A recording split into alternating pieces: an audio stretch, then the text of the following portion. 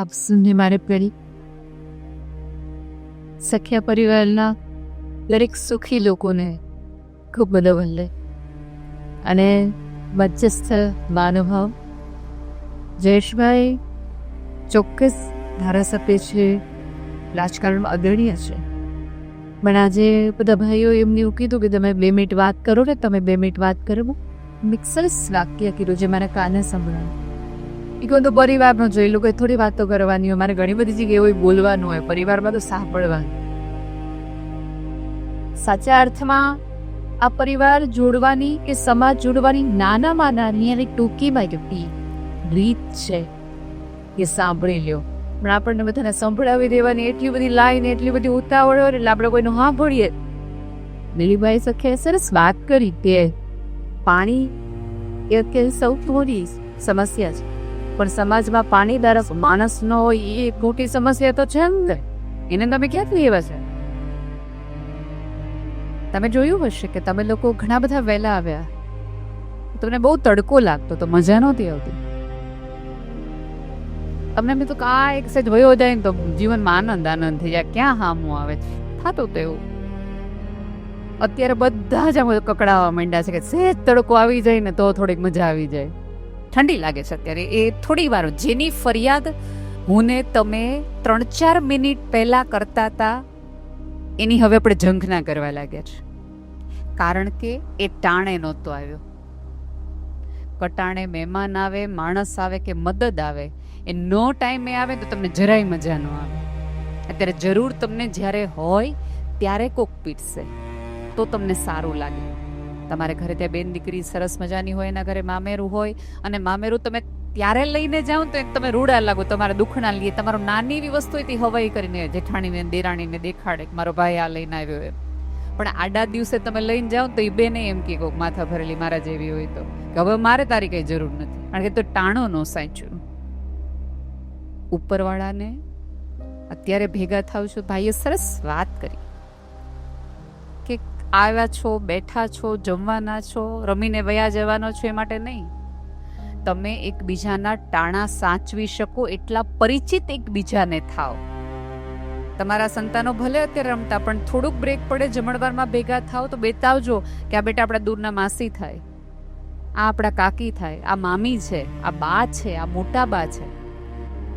અત્યારે આપણા બધાની તકલીફ છે અને આખી પેઢીથી લઈને અમારા સુધી બધાને મિલેનિયમથી લઈને જેન ઝેડ સુધીની એક બહુ જ મોટી સમસ્યા છે કે આપણને બધાને ફેસબુકમાં 5000 ફ્રેન્ડ છે. આપણે ફ્રેન્ડ્સનું એક ગેટ ટુગેધર કરવાની અત્યારે એક સિસ્ટમ નીકળી છે. પછી અમે લોકો સ્કૂલમાં હતા એ આખા ગ્રુપને, એટલે 2009-80 ની આખી જે જનરેશન છે એ જૂના કોલેજના મિત્રો ભેગા કરે છે, જૂના સ્કૂલના મિત્રો ભેગા કરે છે. બહુ સારી વાત છે કે તમને તમારી સ્મૃતિ યાદ આવે છે. પણ આપણા કુટુંબના, આપણા ગામના એ બા દાદાને ભેગા કરીને તમે કે દિવસે મેળાવડો મેન તમે કર્યો? અત્યારે આપણા બધાની તકલીફ એ છે કે અજાણ્યાને આપણે બધા જ ઓળખીએ છીએ, જાણીતાને ઓળખવામાં આપણે સમસ્યામાં આવી ગયા છે. આપણે બધાની તકલીફ કેવી છે કે અત્યારે આપણે બધા એક વાક્ય દૂરનાનું વખાણ કરવાની આપણને ભયંકર ટેવ પડી ગઈ છે, બહુ જ ટેવ પડી ગઈ છે. ધારો કે અત્યારે આપણે મોદી સાહેબના વખાણ કરીએ તો આપણે પહેલા વખાણ કયા કહીએ કે આ ઉંમરે તે માણસ કેટલું કામ કરે, 18 કલાક લેખે કામ કરે. તમે જુઓ તો ખરા એને ઉંમર જ નથી લાગે. પછી અમિતાભ બચ્ચન તરફ છે, અમિતાભ બચ્ચનને જુઓ તો ખરા આ ઉંમરે કેટલું કામ કરે, કેટલું કામ કરે. અમિતાભ એટલે હવે રેખા વાહે વાહે જ આવે એટલે આપણે તરત બોલી કે આ ઉંમરે કેટલી સરસ લાગે છે, કેવી સરસ તૈયાર થઈને જ આવે. જ્યારે આપણે સ્ક્રીન ઉપર જે સરસ સાડી પહેરેલી હોય, મેચિંગ બંગડી પહેરેલી હોય, બધા વખાણ કરે. આનું કામ તમારા સાસુ કરે તો તમારે સાસુ જો સરસ મજાની સાડી પહેરે કે સરસ મેચિંગ કરે તો આપણે તરત કે અમારા બાને હજી છૂટતું જ નથી. લ્યો, તમારી બાની ઉંમરની જ છે રેખા. તરત તમને સાસુ માટે તરત જ ડેફિનેશન બદલાય છે. એનું એ વસ્તુ આપણે મોદી સાહેબના વખાણ કર્યા, અમિતાભ બચ્ચનના કર્યા, રજનીકાંતના કર્યા કે આ ઉંમરે પણ એ આટલા કલાકો લેખે કામ કરે છે. હવે જો દાદા હોય, એણે પોતે કોઈ ફેક્ટરી સ્થાપી હોય, કોઈ દુકાન કરી હોય, કાંઈ પણ હોય, અને જો એ થોડે બેઠતા હોય ને, અમારા દાદાના હાથમાંથી છૂટતું જ નથી, આમાં ક્યાં એને જાહે તે ભેગું લેતા જાહે. ઓલો કામ કરે છે તો તમને બધાને એવું મને ને તમને એમ થાય છે કે વાહ વાહ વાહ. આ આખું સ્નેહ મિલન કે પરિવાર કરવાનું કામ જ છે કે તમે વખાણ થોડા નજીકનાનું અને પોતાના લોકોનું કરો. દૂરનાનું તો લખાણ કરશો કોઈ ફરક નહીં પડે. એ લોકોને આખી વાત અને વિચારધારા જ તે આપણે અટકે છે. પરિવાર દૂર જ એટલા માટે થાય છે, સમાજમાંથી આપણે ધીમે ધીમે ખસતા જ એટલા માટે જઈએ છીએ. તમે જુઓ અત્યારે તમે કોઈ પણ જગ્યાએથી ખરીદી કરીને આવો ને, એટલે ખરીદી તમે કરો ને પછી હળવેકથી સેલ્સમેન તમને પૂછે કે મેમ રેટિંગ આપી દેજો ને, તમને કેવી લાગી શોપ. તમે સરસ જગ્યાએ જમવા જાઓ તો તરત તમને ઓળખીએ કે સરસ જુઓ ને આ કેવો જમણવાર છે, તમે એપ્લિકેશનમાં આપી દેજો ને. અત્યારે રવિવારે તમે અહીંયા છો, ધારો કે તમે ઘરે હોત તો ઝોમેટો સ્વિગી કર્યું હોય, તમારા ખિસ્સાના પૈસા લઈને જાત, તમે મગાવેલું તમને મગાત, અને હજી તમે ખોલ્યું નહીં હોય ને ત્યાં તમે ઇન્સ્ટાગ્રામમાં ફોટો મૂકી દો, ઓલા ભાઈ તમને એમ કે બેન મને રેટિંગ આપી દો ને, ત્યાં તરત રેસ્ટોરન્ટ વાળા એમ કે રેટિંગ આપો ને કે બહુ સરસ ફૂડ છે, એટલે આપણે તરત જ ઇસ્સે મિલટે પેલી 15 મિનિટ ફોટોગ્રાફીમાં જાય ને મિનિમમ કોલિંગ ને પોલાઇટ ને વેરી ડિલિશિયસ ને નાઇસ પેકિંગ ને આવું બધું તમે તમારા ખિસ્સાના પૈસા લઈ જતી એપ્લિકેશનને કરો. વાંધો નથી, કોઈના વખાણ કરો એમાં મને વાંધો નથી, પણ તમારા જ ઘરની સ્ત્રી છેલ્લા 40 વર્ષથી તમને ગરમ ગરમ રોટલી ખવડાવે છે, સારી દાળ બનાવે છે, એ મમ્મીને ની બે પત્નીને તમે કે દિવસે કીધું તું દાળ બહુ સારી બનાવે છો, તારા ઢોસા બહુ સરસ ઉતરે છો, અમારા ભાભીનો અથાણો બહુ સરસ થાય છે, એમાં એ વખાણનો આપણે વિચાર જ નથી આવતો. અહીંથી ધારો કે કોઈક નીકળે અથવા એરપોર્ટ પાસે તમે જાઓ અને કોઈક ચાલતી વખતે સહેજ એવું ભટકાઈ જાય ને, હાથ પગ લાગી જાય ને, તોય આપણે તરત જ આમ લડી લડી પાય લાગોની જેમ સોરી ઓ બેન મારું ધ્યાન નહોતું, બેન એક્સ્ટ્રીમલી સોરી મારું ધ્યાન નહોતું, અમે હાઈલો જતો હતો. અથવા કોઈ બેન સોરી કે આપણે એટલા સરસ પ્રેમાળ, વાંધો નહીં બેન વાંધો નહીં, થાય થાય થાય થાય. હા, આનું આ તમારા જ ઘરના પોતા કરતી વખતે અમારા પગ ભટકાઈ જાય તો ક્યાં હાઈલી જાશો, પણ સીધે સીધી જતી નથી, આંખો બંધ છે કે ભાઈ. સાદી દલીલ છે સાહેબ, નજીક છે, સામે છે, પોતાના છે, એને સૌથી વધુ તમારા વખાણની જરૂર છે. એ દાદા હોય, પતિ હોય, કાકા હોય કે પત્ની હોય, કારણ કે તમારા ઘર બનાવવામાં અને તમારું ઘર રચવામાં ઘસારો એની કરોડરજ્જુએ લીધો છે. આમાં બેઠેલી કોઈ વૃદ્ધ દાદીએ પોતાનું બચાવીને અથવા તો આમાંથી જે દાદાઓએ ગમે એવી ક્રાઇસિસ ભોગવી લીધી, પોતે સાયકલોમાં ફર્યા, 2 જોડી કપડામાં લગ્નથી લઈને જીવન કાઢી નાખ્યું, પણ જમીનનો ટુકડો ન વેચ્યો. શું કામ? કે મારી પેઢીઓ તળી જાય એટલા માટે. એ દાદાને ક્યારેક સાચવીને બેસાડીને સ્ટેજ ઉપર બેસાડીથી લઈને ઘરમાં વચ્ચે બેસાડીને એમ કહો ને કે તમે હાચવું હતું ને એટલે બીજો માળ કરી શક્યા, એટલું એને કહો ને તો એને તે દિવસે કરેલો ઘસારો અથવા તે દિવસે કરેલી કરકસર એને પોતાની લાગે કે હાશ મેં કર્યું નહીં, હારા માણા માટે કર્યું. પણ ખબર નહીં અત્યારે આપણે બધા એક એવા વિચિત્ર ઓલામાં આવી ગયા છે કે આપણે વખાણ કોકના, મારા કોક કરે ને તો મને ગમે, કોક ના કરે ને તો મને તરત જ તકલીફ પડવા માંડે. ખરેખર અત્યારે બહુ મોટી સમસ્યા છે. એની મમ્મીના વખાણ થાય તો આપણે ન મજા આવે, મારી મમ્મીને વખાણ કરે તો બહુ મજા આવે. સૌથી મોટી તકલીફ પડે. થોડુંક સાંભળવાનું રાખો. જો તમને વખાણની ઈચ્છા હોય તો પહેલી પૂર્વ શરત છે કે તમે કોકના કરો તો કોક તમારા કરે ને તો કોક તમને સમજે. અત્યારે ભેગા થાવ ત્યારે વાંક કાઢવા બહુ જ સહેલું છે કે અમને 4 વાગ્યાના આવી ગયા તા, હજી શરૂ જ નહોતું થયું, કંટાળો આવે ને પછી છોકરાઓ એમ થઈને આવતી વખતે આપણે નહીં થાવ. હવે આજે કદાચ એવું બને કે તમે જમતા હો, તમારો જમવાનો વારો થોડોક મોડો આવે, તમે થોડુંક લાઈનમાં હો, અને આજે જે ન આવ્યા હોય એને 4 જણાને આપણે ફોન કરીને કહીએ કેટલી લાંબી લાઈન હતી ને એટલી પછી તો ઠંડી લાગીને જમવા પછી ઓલું હતું ને ભજીયા તો હાવ ઠરી જ ગયા હતા, ચટણી મારા ભાગે તો આવી જ નહીં, પછી ઓલા ભાભીના હાથમાં થાળી હતી ને તો એમાં જમવા મળી, બ્લા બ્લા બ્લા બ્લા. આ બધી ગોસીપ તમે ફોનમાં જે નથી આવ્યા એની સામે કરો, અને આ બધું જ તમારું બાળક સાંભળતું હોય. તમારું બાળક સાંભળતું હોય કે ઓકે હું જે જ્ઞાતિમાં છું, હું જે કુટુંબમાંથી આવું છું, ત્યાં આટલા પ્રકારની સમસ્યા, આમાં કંઈ લઈ લેવા નથી. અને પછી 10 વર્ષ પછી તમે એવી અપેક્ષા એ પેઢી પાસેથી રાખો કે એમને આપણા કુટુંબનું બહુ ગૌરવ થાય. ગૌરવ થાય એવી કોઈ વાત કરી છે ખરી? એને પોતાને, તમારા બાળકને તમને સાંભળવું ગમે એવી તમારી પાસે વાત છે ખરી? બહુ વ્યક્તિત્વ વિકાસના બહુ બધી મોટી વાતો કરીએ, આમ કરીએ તેમ કરીએ, બધું જ સાચી વાત છે, પણ ક્યારે વિચાર્યું છે ખરું કે કેમ બે ભાઈઓ વચ્ચેની આટલી તકલીફ છે? કેમ જે ભાઈ બહેન છે એ એક નાના એવા, એમાંના કેટલા બહેનો એવા હશે કે ઓલા શ્રાવણીયા સોમવારે કલરફુલ મમરા મળતા ને, તો મુઠ્ઠીમાં પેક કરી દોડીને ઘર સુધી લઈને ભાઈને આપતા કે બેનને આપતા. આખી હથેળી લાલ પીળી થઈ જતી. એ મમરાનો ભાગ પાડવા માટે તમે આટલા પ્રેમથી દૂર દોડીને જતા હતા. મોટા થઈને એવી કઈ સમસ્યા આવી ગઈ કે તમે એક નાના એવા ખેતરના ભાગ માટે એકબીજાની વચ્ચે હામ આવી જાઓ છો? એક વસ્તુ માટે આવી જાઓ છો. હવે કઈ એવું નથી કે તમને માસીએ મળવાના ને મામાએ મળવાના છે. હવે તો 1-2 પરિવારની આખી ઘટનાઓ અને દુર્ઘટનાઓ છે. થોડા પ્રામાણિક બનો. આજે તમે એક એક્સરસાઇઝ તરીકે એવું કરજો કે તમારા સંતાનોની અંદર એવા કયા સદગુણો છે કે જે તમને જોવા છે. અચ્છા, તો અમને એવું થાય કે આ હોવા જોઈએ. 5 લખો ને પછી તમારી જાતને પૂછજો, આમાંના 2 તમારામાં છે ખરા? તો બાળકો પાસે અપેક્ષા રખાય. સ્કૂલોમાં જાઓ છો અને બહુ જ આપણે મોટી પછી સલાહો આપીએ કે અત્યારે કંઈ ભણવાની જરૂર જ નથી, ભણશો તો આમ થઈ જશે. આ તમે જોવો ને, ઓલા ભણ્યા હું ફેર પડ્યો, આ ભણ્યા હું ફેર પડ્યો. ધીરુભાઈ અંબાણી ન ભણ્યા અને આટલો એમ્પાયર કર્યો, બહુ જ સાચી વાત છે, પણ તોય ધીરુભાઈ અંબાણી પોતાના દીકરાઓને તો ઓક્સફર્ડ મોકલ્યા જ હતા. તેણે એમ નથી કીધું કે તમે ચોળવાડમાં મજા કરો ના, હું ભણ્યા વગર કર્યા કર્યો. હું ને તમે જે યુગમાં હતા ત્યાં એ ચાલે એમ હતું, હવે એમ ચાલે એમ નથી.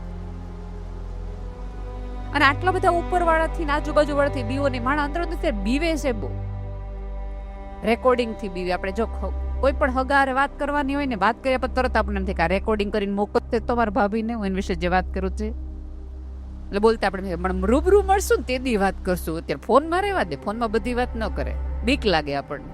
કારણ કે રેકોર્ડિંગ આપણે ફોરવર્ડ કરવા માંડે કે આ જો તારે માટે હું કહેતો હતો, ગમે એનું ગમે ત્યારે બહાર વળી છે. અત્યારે જો ખરેખર આપણે બધાની સ્થિતિ એવી છે કે આપણે ડરતા ગયા ને મૂકતા ગયા.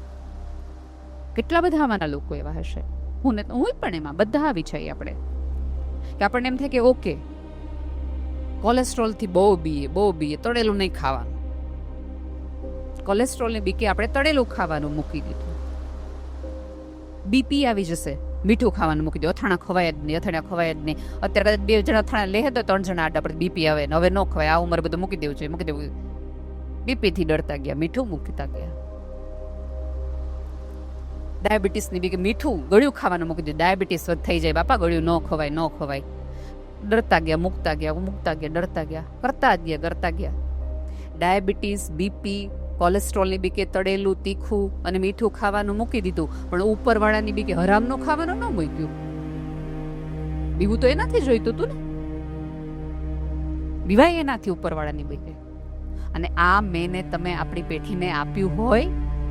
તમને ખબર તો પહેલા જે દાદાઓ હશે એને કદાચ ખબર હશે, મારા નાનીમાં આ વાત કરતા એટલે મને ખબર છે કે પહેલા જ્યારે ઓલી જમીનનો કાયદો આવ્યો ને તો એક કાગળ સહી કરાવવા જાય આપણે તમારા અધિકારી પાસે, અને પછી તમને કહી જાય કે આ જમીન તમારી. એટલે એક વખતમાં એ કંઈક 10 રૂપિયા એક અધિકારી કોઈક સહી કરવાના એ જમાનામાં લેતા હતા. એટલે મારા નાનીમાં એવું કહેતા હતા કે અમારા ગામના એક વડીલે છે ને એમ કીધું કે તો બહુ વધુ પૈસા, કે આખા ગામ આટલી સહી કરાવે કેટલા બધા પૈસા જાય. એટલે વડીલે ઉકેલ આપ્યો કે એક કામ કરો ને, સાહેબને કયો કે સાંજે વાડીએ આપણે જમણવાર રાખ્યો છે, બધાની સહી તમે સાગમટે કરી નાખો અને જેના જેટલા થતા હશે એટલે તમને આપી દેવા. સાહેબ બહુ રાજી થઈ, ઘરવાળીને ઘરે કહી દીધું હાનની મારી રસોઈ કરતી ને મારે જમવા જવાનું છે, અને આ જેટલી સહી કરીને પાછું આવે છે કે દીકરીને લગ્ન તો નીકળી જ જશે આમાંથી, નહીં વાંધો આવે. સાહેબ હરખાતા ગયા. ધીમે ધીમે બધું જમવાનું આવવા માંડ્યું. અને જે ઓલા દાદા, મને દાદાનું નામે યાદ છે, મારે નાની મેં કીધું વિઠ્ઠલ દાદા, એ વિઠ્ઠલ દાદા લસણની ચટણી પીરસવા માટે નીકળ્યા. એટલે ઓલા અધિકારીની થાળીમાં એમણે લસણની ચટણી 1 ચમચી નાખી. એટલે ઓલા અધિકારી કે હું લસણ નથી ખાતો, મને બહુ મારું પેટ બગડે, લસણ ખાવ તો મારું પેટ બગડે. એટલે વિઠ્ઠલ દાદાએ બીજી ચમચી લસણની ચટણી નાખી. એ કે સાહેબ લસણ ખાવાથી તારું પેટ બગડશે, પણ હરામનું ખાઈશ ને તો તારું પેટ બગડશે, વિચારી લે તાર હું કરવું છે. ઘટના પેરેન્ટિંગની હોય, પરિવારની હોય કે સ્વસુખની હોય, માત્ર વાત એટલી છે કે જે એ પરિવર્તન તમે અન્યમાં ઈચ્છો છો જોવાનું, એ પહેલા તમારી અંદર લાવવાનું શરૂ કરો. તમે ઈચ્છો છો કે તમારી કોઈ વાત ન કરે, તો પહેલી શરત છે કે તમે ગામની ન કરો. તમે ઈચ્છતા હો કે તમને પ્રમાણિક માણસો મળે, તો તમે પ્રમાણિકતાથી વર્તો. હું બોલું ને એ અવાજ આ બાજુથી પડઘાય મને. તમે કોઈક વેલી ઉપર જાઓ ને, મહાબળેશ્વર કે આબુ કે ક્યાંય પણ, તમે ખીણમાં જે બોલો ને એ સવાયું થઈને તમને સંભળાય. હું એમ બોલું કે આઈ લવ યુ, તો ખીણમાંથી 3 વખત અવાજ આવે, આઈ love you, I love you. પણ હું ખીણમાં એમ બોલું કે હું નફરત કરું છું તને, તો એ 3 વાર જ પાછું આવે. જગતનો સાદો નિયમ છે કે તમે જે કર્યું એ આજે નહીં તો કાલે, કાલે નહીં તો પરતો, આમ ફરતું ફરતું ફરતું ફરતું પાછું આવે આવે ને આવે. પછી ત્યારે તમે એમ કે મેં કોઈ દી કોઈનું ખરાબ નથી કર્યું. બને જ નહીં. જે દડો તમે નાખ્યો હોય એ વહેલો આવે કે મોડો આવે, તમારે ઝીલવાનું જ આવે. અને એવા ટાઈમે આવે કે તમે પીક ઉપર હો અને તમાચો માર્યો હોય એવું તમને થઈ જાય. એક બાજુની બાજુમાં બેસાડો. માત્ર બેનરમાં સખિયા નામ વાંચીને નહીં, તમે એ યાદ કરો કે માત્ર તમારી કુળની દેવી એક છે એવું નહીં, તમારું ડીએનએ એક છે અને ક્યાંક ને ક્યાંક તમારી વિચારધારા પણ એક છે. એમણે કીધું ને કે ભાઈ અમે વિદ્યાર્થીઓને કહીએ છીએ કે કોઈ પણ તકલીફ હોય તો અહીંયા આવે, અમારી પાસે આવે. હું પેરેન્ટિંગના મુદ્દા તરફ પછી જાવ જ છું, પણ અહીંયા જે વિદ્યાર્થીઓનું સન્માન થાય છે, વિદ્યાર્થીઓને મારે કેવું છે કે યાદ રાખજો કે આ એ સમાજ છે કે તમે નાની એવી સિદ્ધિ મેળવીને તો આ સમાજ ભેગો થઈ અને બધાએ ભેગની તમને તાળીઓ પાડી. તો જ્યારે તમે કોઈક એવી જગ્યાએ હો તો આ સમાજને ભૂલતા નહીં ક્યારે. અત્યારે મોટામાં મોટી તકલીફ એ છે કે કંઈ પણ કોઈક મોટો અધિકારી કે આમાંથી થઈ જાય ને તો એ ભૂલે નહીં કે હું 10માં એ માર્કશીટની અંદર આટલા માર્ક્સ લાવ્યો હતો, તો સમાજનો આટલા બધા ભેગા થયા હતા. કડકડતી સંધિમાં મારી માટે તાળી પાડવા વાળા આ બધા વર્ગો હતા. અને કંઈક નાનું મોટું કામ કરવાનું સમાજનું આવે તો હમણાં મારી પાસે સમય નથી, મારી પાસે સમય નથી, એવું કહેનારા અધિકારીઓ મેં જોયા છે. વિચાર કરજો કે જે સમાજે, જે કુટુંબે, જે પરિવારે તમને સામૂહિક રીતે વધાવ્યા હોય એ સમાજ માટેની તમારી પહેલી જવાબદારી છે. કેમ પેરેન્ટિંગ અત્યારે સૌથી અઘરામાં અઘરો મુદ્દો થઈ ગયો છે. એક આખી જનરેશન છે કે જેને બાળકો કરવા કે નહીં એવી ચિંતામાં છે. તમે છેલ્લા હમણાં આપણે કેમ ઓલું વર્ષ પૂરું થાય ડિસેમ્બરની અંદર તો ન્યૂઝ પેપરમાં દરેક વખતે એક સર્વે આવે કે આ વર્ષે આ ફર્ક આવેલો છે, આ ફર્ક આવેલો છે, આ ફર્ક આવેલો છે. તેમાં સૌથી વધુ બાળકો ડરે છે. ગઈ વખતના ક્રિમિનલ કેસમાં સૌથી વધુ જુવેનાઇલ કેસીસ છે, એટલે કે 13 વર્ષથી ઉંમરના લોકોના સૌથી વધુ કાયદાકીય કેસ છે. તમને જાણીને નવાઈ લાગશે કે સૌથી વધુ કેસ માતા પિતાનું ખૂન કરી નાખ્યું હોય, દાદીનું ખૂન કરી નાખ્યું હોય, નાનીને ધક્કો મારી દીધો હોય, એવા કેસ છે. ને માત્ર એ કયા છે ખબર છે? બાળક ગેમ રમતું હોય. બેંગ્લોરનો તમને ખબર હશે કે 10 વર્ષનો છોકરો, પિતા આર્મીમાં હતા, તમે વાંચ્યું હોય તો કે નિમન છે, ઓગસ્ટ કે સપ્ટેમ્બરનો આ કિસ્સો છે. પિતા આર્મીમાં હતા, માએ મોબાઈલમાં રમવાની ના પાડી ગેમ. અને છોકરો કંઈક 3જા સ્ટેજ ઉપર હતો અને ગેમ રમે તો 4th સ્ટેજમાં આવી જાય એમ હતો. અને માએ એમ કીધું તો આટલા કલાકથી મોબાઈલ રમે છો, ગેમ રમે છે, તો તું લઈ લે. એ છોકરાએ એની માનું ખૂન તો કરી નાખ્યું, પણ ખૂન કર્યા પછી એ 4 ને 5 સ્ટેજ સુધી રમ્યો. એ સૌથી વધુ ક્રૂર હતો. એને એક પણ વખત એવું નથી કે ભૂલથી મારાથી આ ઘટના શું થઈ ગઈ. રાજકોટની જ એક ઘટના છે. એક છોકરી પોતાના દાદીના એકાઉન્ટમાંથી 4.5 લાખ રૂપિયા રમી ગઈ ગેમની અંદર.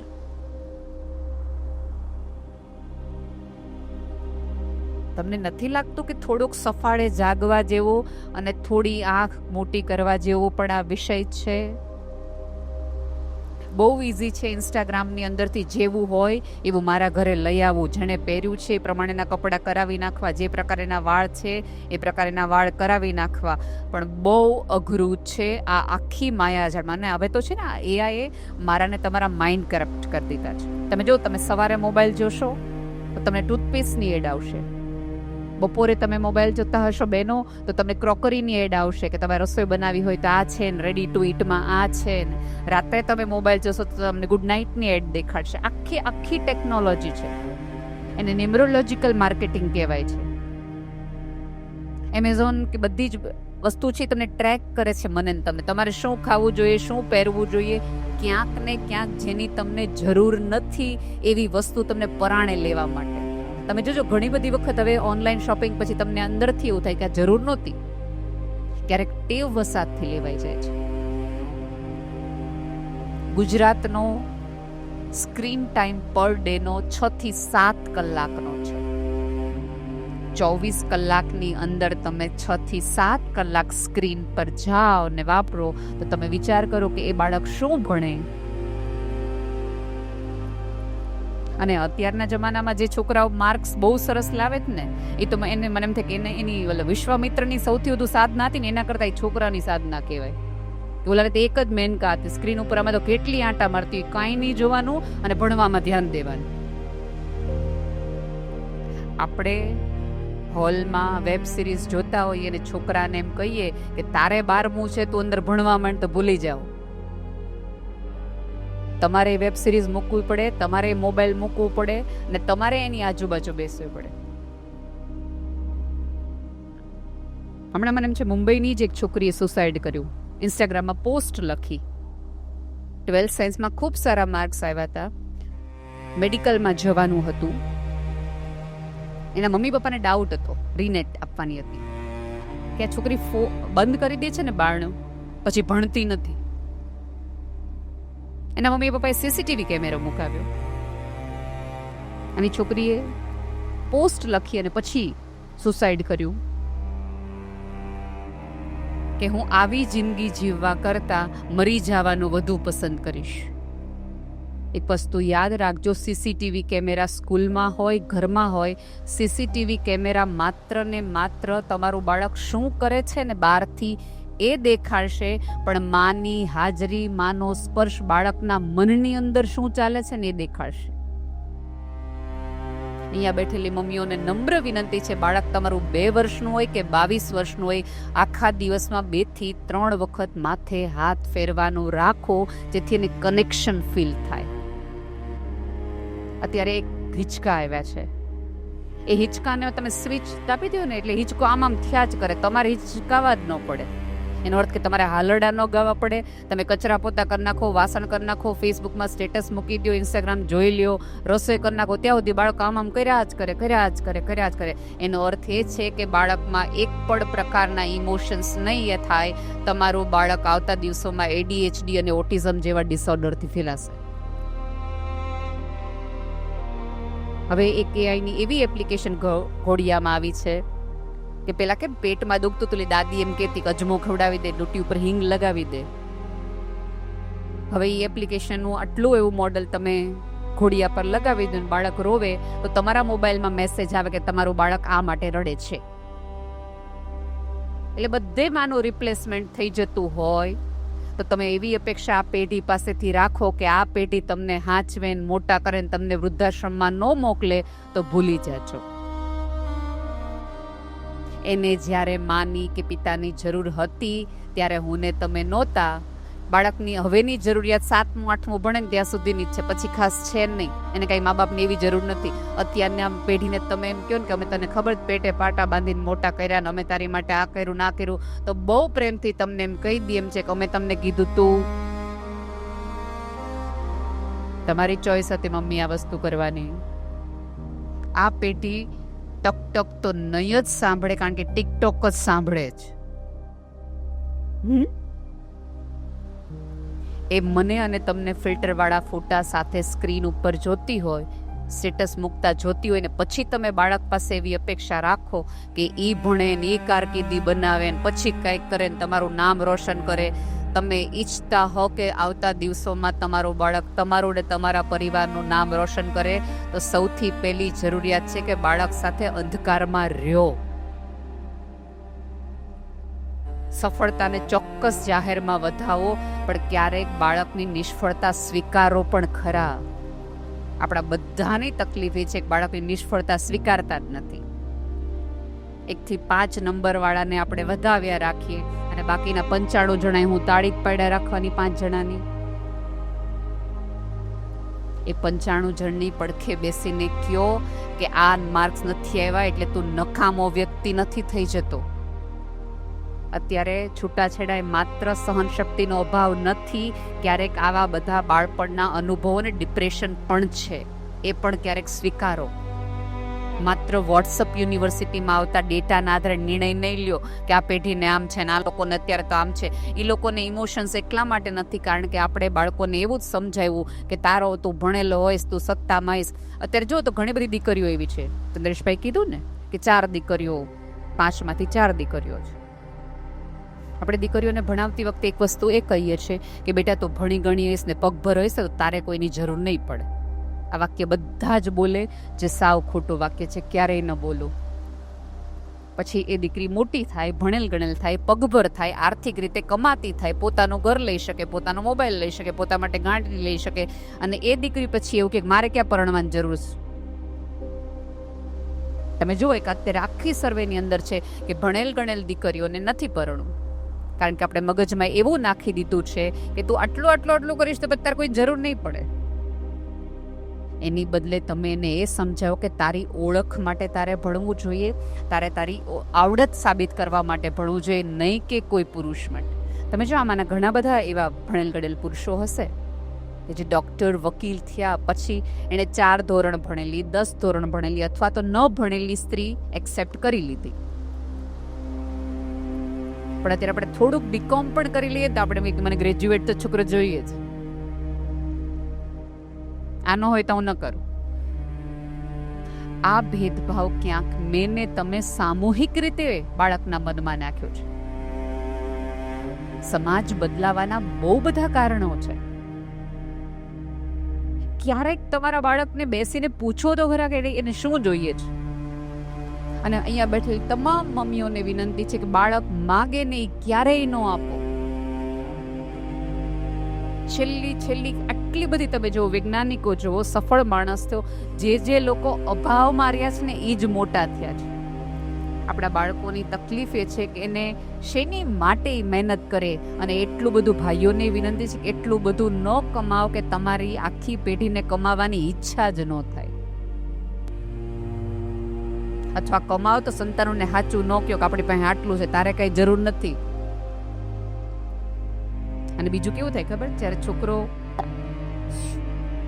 કંઈક આવે ને નાસ્તો કે કંઈક ખાવાનું લઈને, એટલે મમ્મી પાસે જાય, લે મમ્મી એમ કે તારી માટે છે તું ખા. દાદા પાસે જાય, દાદા એમ કે બધું તારી માટે છે, ખા તમ તાર બેટા. દાદી પાસે જાય, બધાના મોઢેથી એક વાક્ય એ સાંભળે કે આ બધુંય મારી માટે છે. પછી 15 વર્ષે પોતાની જાતને પૂછે કે આટલું બધું મારી માટે હોય મારે શું કામ ભણવું જોઈએ, મારે શું કામ કમાવવું જોઈએ. પછી ઉડાડે પછી 18-21 વર્ષનો થાય એટલે આપણા મગજમાંથી માટે કે આ બધું કઈ તારું છે કે તું આમ કમાવા માંડો છે. એટલે એ તમને કે તમે કહેતા હતા મારું છે, તમે જ મને કીધેલું હતું. શરતોને આધીન જેટલા બાળકોને મોટા કર્યા, આ બાળકો બહુ સ્માર્ટ જનરેશન છે, એ તરત તમારી ઉપર રિએક્ટ કરશે. થોડાક અધૂરાને ઓછા રાખો, જેથી કરીને એને તમારી પાસે આવવાની અપેક્ષા અને ઈચ્છા બંને થાય. બધું. અને આપણા બધાની તકલીફ કઈ છે ખબર છે, આપણે એવું ઈચ્છીએ છીએ કે મને નથી મળ્યું ને મારે મારા સંતાનને આપવું છે, એટલે બધું જ એમને આપી દઈએ છે. પછી એને એમ થાય કે મમ્મીનું કામ શું છે તો કે મને ભાવતું એ કરી દેવા માટે, પપ્પાનું કામ શું છે તો કે પૈસા જોતા હોય ત્યારે. અને ઓવરઓલ આપણે પપ્પાનો તો રોલ જ ફાઇનાન્સર તરીકે જ સમાજમાં ઉભો કરી નાખ્યો છે. પપ્પા એક જ કામ કરો ને પૈસા આપવાનું, કાં ખીજાવાનું હોય. છોકરા આખી પેઢીના મગજમાં એવું મગજમાં છે કે પપ્પા ખીજાવા આટો જ ઘરે આવે છે, બાકી એનું કામ શું છે. એની બદલે ક્યારેક બેસીને સમજાવો કે જે પપ્પા તને કકડાટિયા લાગે છે, જે પપ્પા તને એવું લાગે છે કે આખા દિવસમાં ઘરમાં જ નથી હોતા, એ પપ્પા એટલા માટે બેટા ઘરમાં નથી હોતા કે આવતા દિવસોની અંદર તું કોઈ એવી ડિમાન્ડ કર, એવી અપેક્ષા ને એવી ઈચ્છા રાખ તો તારા પપ્પા 8 કલાકની અંદર 16 કલાકની મજૂરી કરે છે, જેથી કરીને તને જે ઈચ્છા થાય એમાં ક્યારેય ના ન પાડવી પડે. અહીંયા બેઠેલી મમ્મીઓને પપ્પાઓને બંનેને વિનંતી છે કે વિટામિન ઈ હશે તો કંઈક કરી શકાશે, વિટામિન બી, સી બધું, પણ થોડું વિટામિન એન પણ બાળકને આપો. નો, તમે નહીં આપો ને તો આવતા દિવસોમાં સમાજ તો એને આપવાનો જ છે.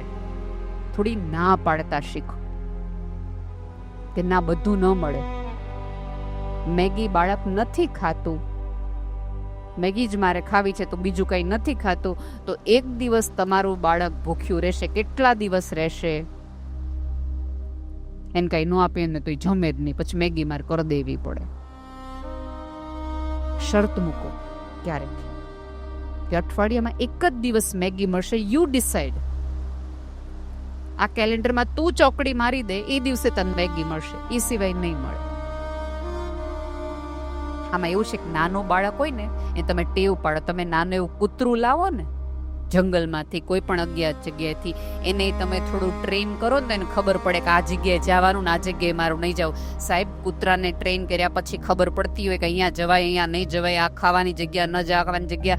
માણસના છોકરાને ખબર ન પડે ટ્રેન કરો તો પડે જ. પણ આપણને અત્યારે મગજમાં એવું છે કે બહુ વાલ કરીએ ને બહુ વાલા કરીએ ને તો જ આપણને બાળક પ્રેમ કરે. નહીં, માએ બંને કામ કરવાનું છે. વાલની સાથે વઢવાનું છે, પણ વઢવાની તમાચામાં પાડે નહીં તો તમારાથી બાળક આઘું ભાગશે. મને એક 7મા ધોરણના એક છોકરા ઇન્સ્ટાગ્રામમાં મેસેજ કરીને કીધું મારી મમ્મી ડાકણ જેવી છે કે બેન. એના જ મમ્મીના એકાઉન્ટમાં મને કીધું એટલે પછી મને એવું લાગ્યું કે બાળક છે એટલે મેં તને કેમ એવું લાગે છે. પછી મને કે તમને બેન ખબર મારી મમ્મી પાકિસ્તાની જેવી છે. એટલે મેં તો કેમ તને એવું લાગે છે કે પાકિસ્તાની જેવી? એ કે તમે જો પાકિસ્તાનની જેલમાં છે ને કોઈ દિવસ કોઈ ભારતીયોને ન સુવા દે, મારીને ઉઠાડે. મારી મમ્મીએ મને સવારે આ જ રીતે ઉઠાડે. એ કે હવે શું કામ એ રીતે ઉઠાડવું પડે? કારણ કે આપણે બાળકના ઘરમાં એક ટાઈમ ટેબલ જ ન રાખ્યું હોય. અહીંયા બેઠેલા બધાને વિનંતી છે કે જો તમારા ઘરની અંદર સંતાન હોય તો એક ટાઈમ ટેબલ રાખો કે આટલા વાગે સુવાનું ને આટલા વાગે બધાએ ઉઠવાનું. અમારા ઘરની અંદર ટેવ છે કે ઘરની બહાર જઈએ એટલે અમે અમારા મમ્મીને પગે લાગીને જઈએ. ઘરની બહાર નીકળી એટલે મમ્મીને પગે લાગીને જવાનું અને મમ્મીને કહીને જવાનું કે અમે ક્યાં જઈએ છીએ. મારી ભત્રીજી 2 વર્ષની છે ને, એ ગાયને ઘાસ નાખવા જાય ને તો પગે લાગી જાય, કારણ કે એને જોયું ઘરમાં જેટલા બહાર નીકળે ને ત્યારે પગે લાગતા જાય છે. જેવું કરશો એ પ્રમાણે તમારું બાળક વર્તન બિહેવ કરશે. તમને જોઈને જ બાળક શીખશે, તમને સાંભળીને નહીં શીખે. તમે ઈચ્છતા હો કે આવતા દિવસોમાં તમારું બાળક જુવાન થઈ ગયા પછી પણ તમને કહીને જાય કે ક્યાં જાય છે, તો એની બહુ જરૂરી છે કે તમારા ઘરમાં રહેલા વૃદ્ધ દાદા કે દાદીને તમે કહીને જાઓ કે હું અહીંયા જાઉં છું, એટલા વાગે પાછો આવી જઈશ. તો બાળકના મગજમાં એક પેટર્ન બનશે કે ઓકે, ઘરની બહાર નીકળે એટલે એક વ્યક્તિને કહીને જવાનું હોય. અત્યારે જો અત્યારના બધા જ મા બાપની મોટી ફરિયાદ છે કે 8મા 9મા ધોરણમાં છોકરા છોકરીઓ કહેવા માંડે છે કે નન ઓફ યોર બિઝનેસ, હું ક્યાં જાઉં છું ક્યાં નહીં. શું કામ? કારણ કે એને જોયું જ નથી ઘરમાં. એ ઘરમાં કોઈક વ્યક્તિ કોઈક ઇન્ફોર્મ કરીને જાય છે કે ક્યાં જાય છે. અમારે ભીખુદાનભાઈ બહુ સરસ વાત કહેતા કે પહેલાના જમાનામાં ઉંબરા રાખવા માટે જ આવતા. કે તમે સડક દઈને બહાર નીકળો ને તો તમને પેલી ઠેસ વાગે અને તમારા મગજમાં એક સતેજ ઉપરથી નીચેથી જઈ અહીં સુધી તમને લોહી પહોંચે ને એક ધિસકારી આવે કે હું ક્યાં જાઉં છું. જવાની જગ્યાએ જાઓ જ, સાચી જગ્યાએ જાઓ જ, ઘરે છે એને સાચું કહીને જાઓ જ કે નહીં. એ ઉમરો એટલા માટે હતો કે તમને યાદ કરાવડાવે કે તમે ક્યાં જાઓ છો, યાદ રાખજો તમે કોના છો. હવે ઘરમાં ઉમરા નથી પણ ઉંમરલાયક વ્યક્તિઓ તો છે ને. તમે જો ઘરના દરેક જગ્યા હશે ને, લગભગ દાદા કે બાને બેસવાની જગ્યા ફિક્સ હશે અને એ હોલની પાળી આગળ હશે લગભગ બેસવાનું. એ ઘરનો ઉમરો છે કે જેની આંખ તમને યાદ કરાવડાવે કે તમે આના સંતાનો છો. ક્યાંય પણ અયોગ્ય જગ્યાએ જાતા હો તો વિચાર કરી લેજો કે આ પરિવારની શાખ ઓઢીને તમે જાઓ છો. પણ એટલું પરિવારનું મહત્વ તમે વાર્તાની જેમ તમારા સંતાનને કીધું હોય તો તમારા બાળકને, તમારા સંતાનોને તમારી પાસે કે તમારા પરિવાર માટે બેસવાની ઈચ્છા થાય. આ તો ફોનમાં આપણે કકડાટ જ કર્યો હોય, મારા સાસુની તો આ છે ને, મારા સસરાનો ઓલાનું આમ છે ને, કાકાજી આમ છે ને, ફઈ આમ છે ને, જેઠાણી આમ છે ને, પછી તમે એવી અપેક્ષા રાખો કે આ બધું કુટુંબ મેળો થાય ને ઈ બાને એમ કીએ. એવું ન બને. મારા એક મોટા બા હતા ને, બહુ જ ખીજાતા હતા. મારા મમ્મી વાત કરતા હશે, આપણે એકબીજા ફોનમાં વાત કરીએ ને, બહુ માથા ભારે છો મોટા બા તો, હજી એનું ઉતર્યું નહીં. એટલે મારી ભત્રીજી ક્ષિતિજાને મેં પહેલી વખત એમ કીધું ને કે આ બા તો ઓલા માથા ભારે સિયા ને, અમે જેને આપ્યું હતું એને જાહેરમાં અમારી માટે ખુલ્લા પત્તા કરી નાખી. બહુ બહુ શાંતિથી. અને બીજું, અહીંયા બેઠેલા તમામને વિનંતી છે કે મગજ ઉપર છે ને થોડોક બરફ રાખવાનું શરૂ કરતું. કોઈ કારણ વગર ગુસ્સે અહીંયા બેઠેલા કોઈ વ્યક્તિને શું પહેરવું, શું ખાવું, ક્યાં જવું, ક્યારે ઘરમાં જવું, આવી કોઈ ચિંતા નથી. તો આટલી બધી તકલીફ ને મૂંઝવણ છે શેની તમને ને મને? શું કામ આટલા બધા ચિંતામાં છો ને આટલા બધા ડરમાં છો? થોડા ખુલ્લીને હસો. કોઈની ઉધારી નથી, કારણ વગર રડો નહીં. અને રડવું આવતું હોય તો પોતાના ખોળા ગોતો. પારકાઓને ગોતતા જશો તો તમારી છૂટકમાં વેચશે તમારો વાત. શું નવીન છે એ કહીને જગત આખાને કહેતા ફરશે. પણ હા, તમે કોકની વાત ગોપનીય રાખી હોય તો જગત તમારી રાખે. આ તો આપણે જ કોઈની ન રાખી તો કોઈ આપણી ન જ રાખે. સાદી અને સીધી વાત છે. બાળકોના મનમાં એવી શ્રદ્ધા રાખો કે આ જગતની કોઈ પણ તકલીફ, કોઈ પણ મૂંઝારો હોય, મારા પપ્પા મારી સાથે છે. એક વાત તમને, હમણાં યુક્રેન યુદ્ધ તમને બધાને ખબર હશે, વારાઘડી આપણે જોયા રાખીએ. યુક્રેનની બાજુમાં એક આર્મેનિયા નામનો દેશ છે, રશિયા અને યુક્રેનની બોર્ડર પર આવેલો. મને એમ છે 1982ની આ ઘટના છે. કદાચ તમે નેશનલ જ્યોગ્રાફીમાં તમને આખી ડેટ સાથેના ફોટોગ્રાફ્સ મળી જશે. એક સિંગલ પિતા હોય છે, માતા નથી હોતી. સવારે બાળક ઉઠે છે અને પિતા અરમાનને ઉઠાડે છે કે ચલો બેટા સ્કૂલે જવું છે. 5 મિનિટ બાળક બેડમાં બેઠું રહે છે. પપ્પાને એમ કહે છે કે મારે સ્કૂલ નથી જાવ, મને બહુ કંટાળો આવે સ્કૂલે જવાનો, ઉઠવાનો બહુ કંટાળો આવે છે. પપ્પાને કહે તેની મીટિંગ હતી એટલે પપ્પા રિપીટેડલી બાળકને એવું કહે છે કે તું અત્યારે સ્કૂલે જા, કારણ કે આજે તને બહુ તારા ગમવાનું લેક્ચર છે. બાળક ઊભો થાય છે, બ્રશ કરે છે. નવડાવતી વખતે ફરીવાર એ પપ્પાને આજીજી કરે છે, પપ્પા મારે સ્કૂલ નથી જાવ, બહુ મને સ્કૂલ આજ જવાનો કંટાળો આવે છે. ફરીવાર પપ્પા બાળકને એવું કહે છે કે તું આજે સ્કૂલેથી આવીશ ત્યારે આપણે રિટર્નમાં ફૂટબોલ રમશું, તું જા સ્કૂલે. બાળક શૂઝ પહેરતી વખતે ફરીવાર પપ્પાને કહે છે પપ્પા રહેવા દો ને, આજનો એક દિવસ સ્કૂલ ન જાય તો હું ફેર પડે, એક દિવસ તો ચાલે. હવે ઘણા બધા અમારા ક્લાસમાં નથી આવતા, હું આજે નહીં જાઉં, હું હોમવર્ક કરી લઈશ, પણ મને આજે સ્કૂલે તમે ન મોકલો. પપ્પાને અગત્યની મીટિંગ હતી, સ્કૂલ પાડી શકાય એમ નહોતી, એટલે ફરીવાર પોતાને એવું કહે છે કે હું રાત્રે આપણે નક્કી કર્યું ને કે સાંજે ફૂટબોલ રમશું, પણ પછી રિટર્નમાં આપણે પિઝા પણ ખાશું, એટલે પ્લીઝ તું સ્કૂલે જા. આખે રસ્તે રગજગ ચાલતી હોય છે, સ્કૂલે જાવું ન જાવું, જાવું ન જાવું ન જાવું. બાળક ગાડીમાંથી ઉતરે છે, દરવાજા સુધી જાય છે, દરવાજેથી પાછો આવીને પપ્પા લઈ જાઓ મને તમારી ઓફિસ, મને સ્કૂલે ન જાવું.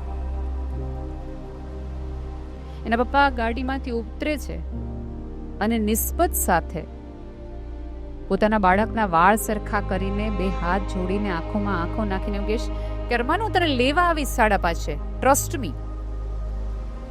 પિતાના ટ્રસ્ટ મીમાં એટલું વજન, એના સ્પર્શમાં એટલી બધી નિસ્બત હોય છે કે અરમાનને એમ થાય કે સ્કૂલે જઈ આવીએ. અરમાન સ્કૂલે જતો રહે છે. પિતા ઓફિસ પહોંચે છે, કામ કરે છે, લગભગ 1:30 વાગ્યા હોય છે અને ધીમે ધીમે બ્રેકિંગ ન્યૂઝ શરૂ થાય છે કે આર્મેનિયાની અંદર ભયંકર ધરતીકંપ આવ્યો છે. ન્યૂઝ એ પિતાના કાનમાં પણ આવે છે અને પહેલો એને ધ્રાસકો પડે છે કે ઓલી સ્કૂલ જે અમારો દીકરો ભણે છે એ એરિયામાં સૌથી વધુ ધરતીકંપ થયો છે, એટલે સ્કૂલ તો ધરાશય થઈ જ ગઈ હશે. મારતી ગાડી એના પિતા જાય છે દિશા તરફ. રસ્તામાં જોતા જાય છે કે જે સવારે બધું બિલ્ડિંગો હતી ત્યાં કાટમાળ છે. હાલીને દૂર સુધી સ્કૂલની દિશા તરફ જાય છે. કોઈને પૂછે કે તમને ખબર છે કે 7મા ધોરણનો ક્લાસ કઈ દિશા તરફ હતો, એટલે કોઈ એમ કહે છે કે આ બાજુ. એ ત્યાં જાય છે. બધા જે કોકે મીણબત્તી કરવાનું શરૂ કરી દીધું છે. ફાયર બ્રિગેડ વાળાએ કીધું છે કે આ એટલી હદનો ધરતીકંપ છે કે કોઈ બચ્યું હોય એવી કોઈ શક્યતા નથી. પિતાની અંદર એક ગિલ્ટ આવી જાય છે, દુઃખમાં આવી જાય, ધ્રુસકે રડે છે કે મારો દીકરો મને સવારનો કહેતો હતો પપ્પા સ્કૂલે ન જાવું. ઈશ્વરના મોઢે કદાચ બોલાવતો હશે, હું કેમ નહીં માન્યો હોય. આવી પોતાની જાતને કોસતો જાય છે અને કાટમાળ કાઢવાનું શરૂ કર્યું. બધાને સમજાવે છે કે તમે જ્યાંથી કાટમાળ કાઢી રહ્યા છો ત્યાં કોઈ જીવતું હોય એવી કોઈ શક્યતા નથી, રહેવા દો. બધા જ જતા રહે છે, પણ અરમાનના પપ્પા છે એ રાત્રે 12-1 વાગ્યા સુધી કરવાનું શરૂ લાગે છે. બધા એકબીજાને કહે છે કે એકનો એક દીકરો મૃત્યુ પામ્યો છે ને, એટલે પપ્પાનું ફરી ગયું છે, એટલા માટે આ કાટમાળ કાઢી રહ્યો છે. થાકી જશે ત્યારે આવી જશે, ચાલો બધા ઘરે જાય. સવારના 4 વાગ્યા સુધી અરમાનના પપ્પા ધીમે કાટમાળ કાઢી રહ્યા હોય છે. અચાનક એક કણસવાનો અવાજ આવે છે. ઓલો થાકી ગયેલો, હારી ગયેલો ને જાતે સ્વીકારી લીધું હતું કે હા હવે આ બધામાંથી નીકળશે, મૃતદેહ જ હશે. એના જીવમાં જીવ આવે છે. કાઢે છે. બાળકોને ચીચિયારીઓ સંભળાય છે, એટલે ફરીવાર એક જીવ આવે છે કે હાશ નીકળ્યું, કંઈક જીવતું નીકળ્યું, આમાંથી નીકળ્યું. 1 બાળક, 2, 3, 4 સુધી તો એને હિંમત રાખી કે મારું બાળક નીકળશે. પછી અંદરની માનવતા મરી ગઈ. બાપને એમ થઈ અરે આટલી બધી મહેનત કરી પણ મારું બાળક ના નીકળ્યું. 5, 6, 7, 8, 9 લગભગ 13 થી 14 બાળકો નીકળે છે. 14મું બાળક એનું પોતાનું હોય છે. એને મજા આવી જાય છે કે હાશ બધા મૂકીને જતા રહ્યા હતા. જોયું મારી શ્રદ્ધા હતી કે આમાંથી બાળક હશે. પિતાને દુઃખ થાય છે કે એનું બાળક બધાના 13 માતા પિતા જતા રહ્યા. હું એક જ એવો હતો કે જેને સવારે 4 વાગ્યા સુધી ખોદ્યા કર્યું અને મારું બાળક મારી સામે ન જોયું. કારણ કે અરમાને એક પણ વખત એના પિતાની સામે ન જોયું. બહુ એને રડવું જેવું આવી ગયું કે યાર આ સંતાનને મેં આવા સંસ્કાર આપ્યા જેની માટે મેં 4 વાગ્યા સુધી, આ 13 તો વયા ગયા હતા મા બાપ મીણબત્તીઓ મૂકી, હું હતો ત્યારે એ જોવે છે કે અરમાન ઓલા 13 બાળકોની પાસે જઈને કીધું. શું કે છે એ વાક્ય દરેક પિતાએ અને માતાએ યાદ રાખવા જેવું છે. અરમાન ઓલા 13 બાળકોને એમ કે છે કે મેં તમને કીધું હતું ને કે તમે રોવામાં મારા પપ્પા લેવા આવશે, તમે અમથા રોતા હતા. આ શ્રદ્ધા તમે તમારા સંતાનોને આપો કે જગતના કોઈ પણ મુશ્કેલીની અંદર, કોઈ પણ તકલીફની અંદર, કોઈ પણ પીડાની અંદર હું હોઈશ તો મારા માતા પિતા જ છે જે મને બચાવી શકશે. એને કહો કે મુશ્કેલીમાં હશો, મિત્રને કહેશો તો સિગરેટ મળશે, પિતાને કહેશો તો સલાહ મળશે.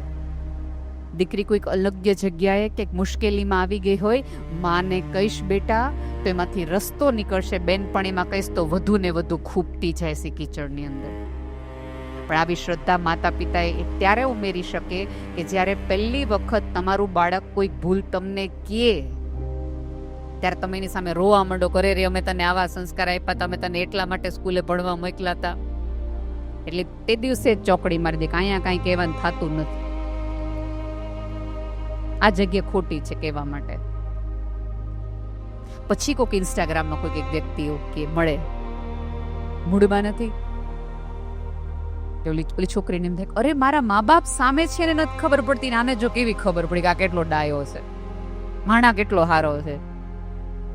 પછી ભૂલ થાય, પણ ક્યારેક એવું ન બને કે ભૂલ સુધી લઈ જવામાં હું ને તમે હોઈએ, કાંઠા સુધી મૂકવામાં. સાંભળો પેલા બાળકને, એણે જે ભૂલ કરી છે, જેટલી હદની કરી છે, અત્તથી તે સુધી સાંભળો, તો તમે ઉકેલ લાવી શકશો.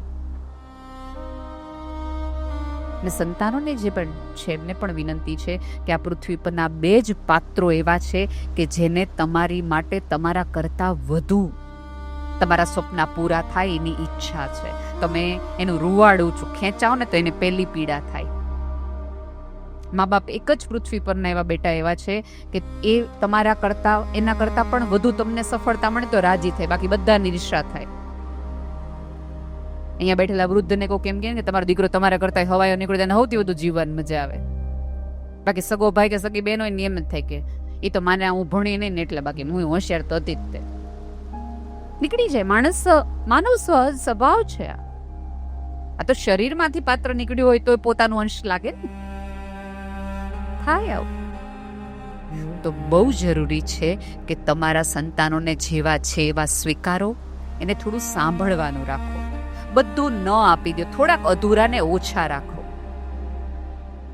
માગો એ આપશો તો આવતા દિવસોમાં અયોગ્ય માંગણી પણ તમારે પૂરી કરવી પડશે. ત્યારે તમને કહેશે કે તમે બધું આપતા હતા ને, હવે તમે હારા નથી રહ્યા, પહેલા જેવા પપ્પા નથી તમે. પણ એને કેમ સમજાવું કે 7 વર્ષનો હોય ને ત્યારે બધું કીધું કરાય, 17મા વર્ષે ન કરાય. થોડીક સાલસતા રાખો. અને બહેનોને વિનંતી છે કે થોડી જીભમાં મીઠાશ રાખો. હું જે સંસ્થામાં કામ કરું છું ને, મનોદિવ્યાંગ બાળકો છે, તેને સાદી ભાષામાં મંદબુદ્ધિ કહેવાય. અમારા બાળકો બોલે ને તો તોતડા લાગે તમને. તોતડી જીભ બોલે તો તમને હસવું આવે. તોતડી જીભ છે એ ઉપરવાળાએ કરેલી કોઈ ભૂલ કે એની દેનછીની મશ્કરી ન કરાય. પણ તોછડી જીભ એ મારી ફેક્ટરીનું પ્રદાન છે. બોલીને ન બગાડો. બોલીને બગાડવાની આપણે એટલી બધી અત્યારે કંઈક મજા આવે છે. અત્યારે ધારો કે હું કાર્યક્રમ પૂરો થઈને પછી કોકને મળું ને એમ કહું કે આ બેન બહુ સરસ લાગે છે, એટલે આપણે એવું કઈ ખબર, પણ સ્વભાવ બહુ એનો વિચિત્ર છે. અથવા એ બેનની સામે જો મેં એમ કીધું હોય કે તમે બહુ સરસ લાગો છો, એની બાજુમાં બેઠ ઉભેલા બેન એમ કહેવાય કે પેલા જેવા નથી લાગતા, તમે પેલા જોયા હોત તો તમને ખબર પડે કેવા સરસ છે. જાડા થઈ ગયા હોય તો આપણે બહુ હમણાં શરીર વધી ગયું, કા દુબળા થઈ ગયા બહુ હમણાં તમે દુબળા લાગો છો, કઈ તકલીફ છે? હવે ઓલી બિચારી માંડ ડાયટિંગ કરીને કેટલું કંટ્રોલ કરીને શરીર ઉતાર્યું હોય, કઈને આપણે મૂંઝરામ નાખી દઈ. એને અત્યારે એમ થાય કે આ બધું પૂરું થાય તો પેલા હું ખાઈ આવું પછી કંઈક મોટી એમ સરસ લાગવા માંડું. હંમેશા કોઈ પણ અભિપ્રાયને કોમેન્ટ આપવી જરાય જરૂરી નથી.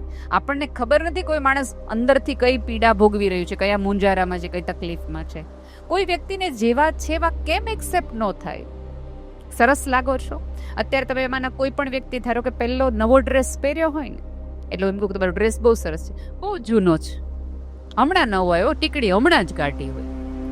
એક્સેપ્ટેડ કે તમારી પાસે છે એ સારું છે, વખાણ એ રીતે સાંભળવામાં જરાય વાંધો નથી. કેમ આપણે ન કહી શકીએ? કોઈ એમ પૂછે ક્યાંથી લીધો એનો એડ્રેસ તો દઈએ જ નહીં.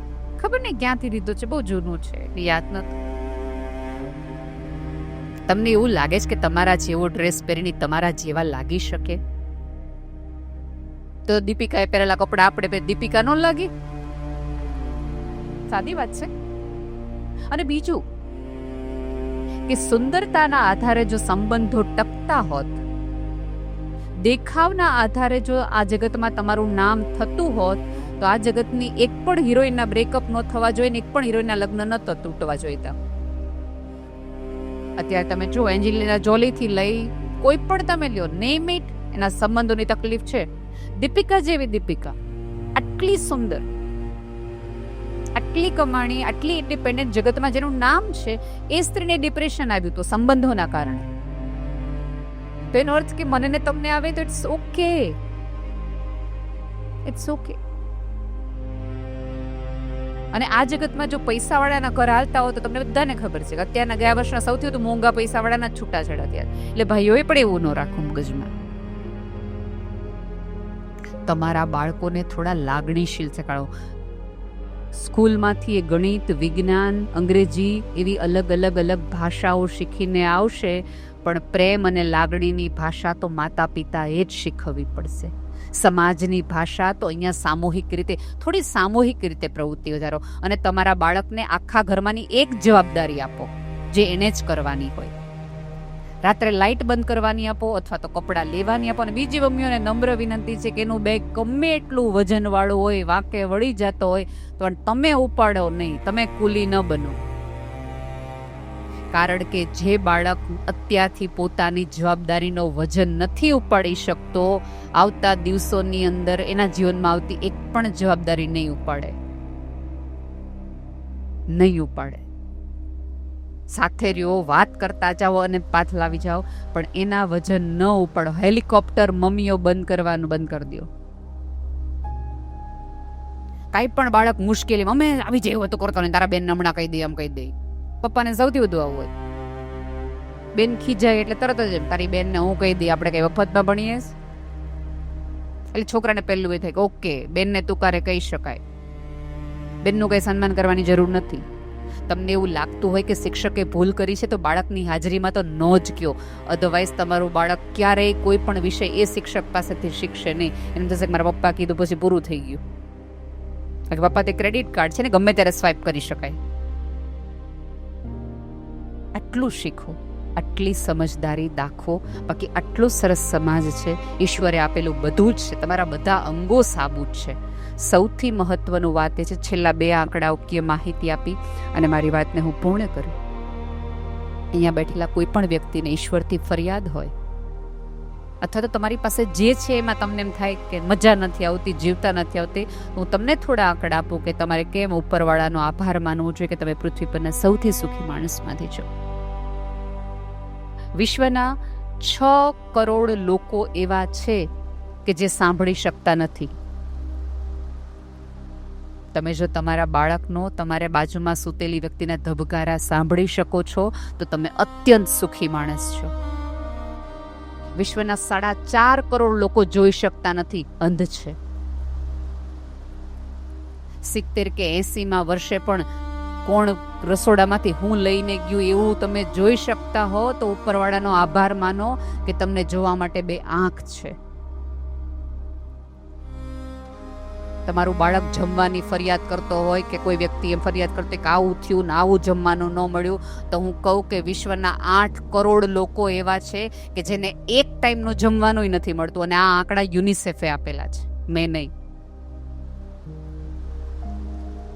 તમારા બાળકોને સ્કૂલે જવું ન ગમતું હોય તો ક્યારેક તમારા શહેરની ઝૂંપડપટ્ટી દેખાડો અને તમારા બાળકને કહો કે વિશ્વના 26 લાખ બાળકોએ ક્યારેય સ્કૂલ જોઈ જ નથી. અહીંયા તમે આવ્યા હશો ના છે તો તમે તમારા શૂઝ રેક પાસે ઊભા રહ્યા હશો કે હું આ ચપ્પલ પહેરું કે આ શૂઝ પહેરીને જાઉં. કારણ કે આપણે પાર્ટીના જુદા છે, લગ્નના જુદા છે, મોર્નિંગ વોકના જુદા છે, કેઝ્યુઅલ જુદા છે, ટાઈમપાસ માટેના જુદા છે, રેગ્યુલર પહેરવાના જુદા છે, આવા ફંક્શન્સના જુદા છે. આટલા શૂઝ પછી પણ તમને મજા ન આવતી હોય તો હું એક આંકડો આપું કે 8 અબજની વસ્તી પૃથ્વી પર છે, એમાંથી 60 લાખ બાળકો એવા છે કે જેની પાસે પહેરવા માટે એક જોડી ચપ્પલ પણ નથી. જીવનની ફરિયાદ તમે કરતા હો તો તમારાથી ઓછા હોય એ વ્યક્તિઓનું જીવન જો તો તમને ખબર પડે કે તમને ઉપરવાળાએ કેટલું દીધું છે. આપણે બધાની તકલીફ છે કે બાળકોને રવિવારે મોલમાં લઈ જઈએ છીએ જ્યાંથી બાળક અભાવ લઈને આવે છે કે મારી પાસે શું શું નથી. ક્યારેક ઝૂંપડપટ્ટીમાં લઈ જાઓ, અનાથ આશ્રમમાં લઈ જાઓ, કોઈ દિવ્યાંગ સ્કૂલોની અંદર લઈ જાઓ તો તમારા બાળકને એમ થાય કે જે મા બાપ અમને આપે છે ને એવું તો કોઈને આ પૃથ્વી પર મળતું નથી. બસ આટલી સમજ ઉપરવાળો તમને સૌને દે. થોડા સાલસ બનો, પોતાના વ્યક્તિઓ સાથે જોડાવાના થોડા કનેક્શન બનાવો. આજે ભેગા થયા છો તો એક વોટ્સઅપ ગ્રુપ માત્ર આનું આમ થાય માટે નહીં, સમાજની એવી કઈ પ્રવૃત્તિ આપણે સામૂહિક રીતે કરીએ કે કોઈ દીકરાને કે કોઈ દીકરીને તમે મદદ કરી શકો.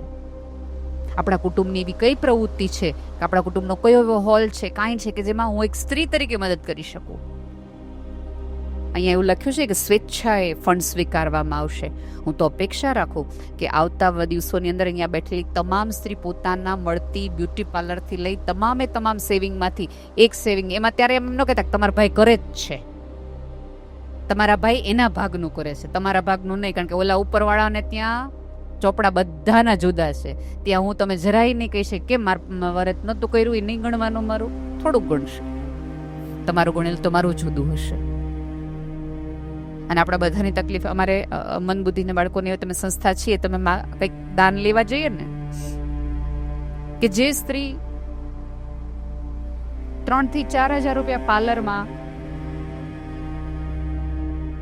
કોઈ પણ ફેશન ડિઝાઇનર ક્લોથમાં હજારો રૂપિયા નાખીને આવે, એની પાસે કોઈ કહીએ ને કે અમારે આ જરૂરિયાત છે, અથવા તો દિલીપભાઈ એમ કે અમે આ ગીર ગંગાનું સરસ કામ કરીએ છીએ, પાણી બચાવવાનું કંઈક કામ કરીએ છીએ, તો આપણે આટલા આપશું. એટલે આપણે બધા પહેલું ખબર મારે ઘર પૂછવું પડે.